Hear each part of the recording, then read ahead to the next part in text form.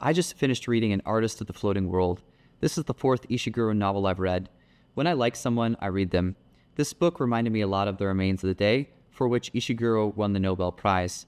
I like An Artist of the Floating World perhaps even a little bit better, and that's because this novel has three really interesting themes. Theme 1. Memory is unreliable. The novel is narrated by a retired artist, Ono, who was working in Japan before and during World War II. Ono was involved in producing war propaganda, the posters of the time. After the war, the spirit of hyper-nationalism and fealty to the emperor fades as American-style democracy becomes more popular, and the people who were beating the war drum during World War II become social pariahs.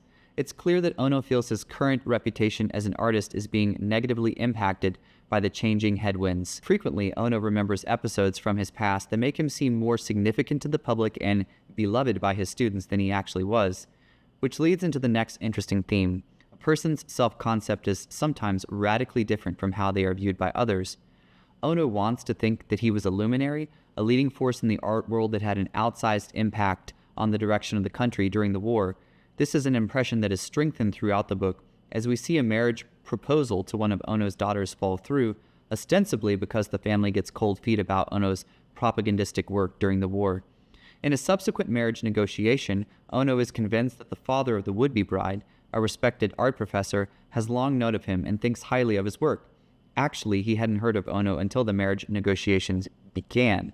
Ono's self-concept is shaped by his influential teachers, whom he remembers as being wise, distant, and magnanimous. By the end of the novel, we question if this was actually the case at all, because so much of Ono's memories about himself and the world around him have proven unreliable. Which brings us to the third interesting theme of the novel. The self protects the self. Ono's revisionistic treatment of the past is an elaborate means of ego protection. Even though he knows that Japan's actions during the war are now considered deeply misguided, he still longs to be regarded as an influential artist, even if that means he would be, on some level, considered a war criminal. This desire for fame at all costs is extremely poignant when we note that both his wife and son died in the war's violence. Ono longs for return to the past, that floating world of pleasure and entertainment that he was once a part of, but only dimly accepts that the past was undergirded with the poisonous ideology and death-bringing nationalism of the time. To conclude, this is a wonderful, thought-provoking book that is both literary and highly readable, and I recommend.